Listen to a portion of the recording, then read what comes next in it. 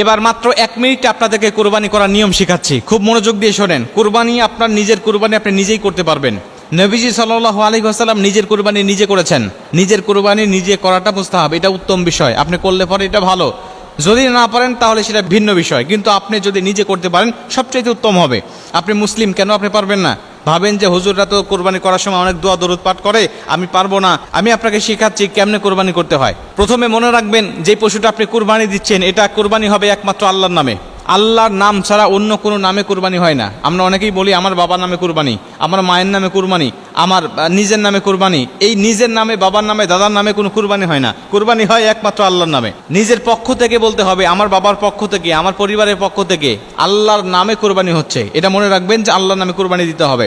এবং জবাই করার সময় অবশ্যই আপনাকে বিসমিল্লাহি আল্লাহু আকবার বলতে হবে, এটা অবশ্যই বলতে হবে, না বললে আপনার কুরবানি বাতিল হয়ে যাবে।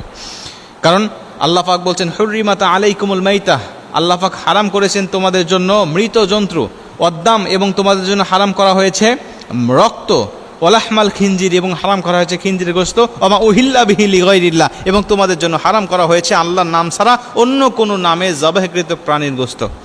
অতএব আল্লাহর নাম নিতে হবে, এটা হলো প্রথম নম্বরে। 2 নম্বরে, প্রাণীটাকে আপনি সুন্দর করে অবশ্যই হাত পা বেঁধে নেবেন, যেন কোনো সমস্যা না হয়, জবে করতে তারও কোনো কষ্ট না হয়, এবং এটা ছুটে গিয়ে অন্য কোনো মানুষেরও কষ্টের কারণ না হয়ে যায়। এই জন্য 2 নম্বরে আপনি খুব সুন্দরভাবে তার হাত পাটা আপনি বেঁধে নেবেন।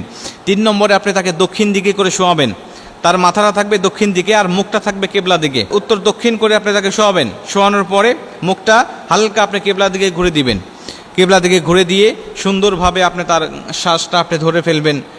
যিনি থাকবে আপনার সহযোগী, যিনি শ্বাসটা ধরে ফেলবে। তবে মনে রাখবেন যে এই অস্ত্রটা দিয়ে আপনি তাকে জবাই করবেন অবশ্যই সেটা যেন ধারালো হয়। এরপরে আপনি চাইলে জায়নামাজে আমরা যে দোয়াটা পাঠ করি, ইন্নী ওয়াজ্জাহতু ওয়াজহিয়া লিল্লাযী ফাতারাস সামাওয়াতি ওয়াল আরদা হানিফা ওয়া মা আনা মিনাল মুশরিকিন, যদি পারেন এই দোয়াটা আপনি পাঠ করতে পারেন। লা শারীকা লাহু ওয়া বিযালিকা উমিরতু আনা আউয়ালুল মুসলিমিন, এই দোয়াগুলো আপনি চাইলে পাঠ করতে পারেন, এটা আবশ্যকীয় কোনো কিছু নয়। এবং আপনি এটাও বলতে পারেন যে ইন্না সলাতি ওয়া নুসুকি ওয়া মাহইয়ায়া ওয়া মামাতি লিল্লাহি রাব্বিল আলামিন, এই আয়াতটাও আপনি পাঠ করতে পারেন।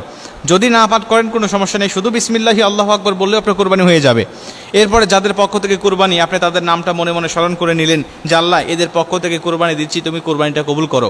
আমার নিজের পক্ষ থেকে কুরবানি দিচ্ছি, আমার বাবার পক্ষ থেকে কুরবানি দিচ্ছি, বা অমকের পক্ষ থেকে আমি করে তোমার এই পশুটাকে জবাই করছি, আল্লাহ তুমি কবুল করো। আপনি যদি আরবিটা নাও জানেন, আপনি বাংলা পড়ে আপনি এই কুরবানিটা করতে পারবেন নিজে নিজেই। তবে যদি আপনি দুর্বল হন, আপনার শরীরে যদি শক্তি কম থাকে বা হার্ট যদি দুর্বল থাকে, তাহলে এই দুঃসাহসিকতা আপনি দেখাবেন না।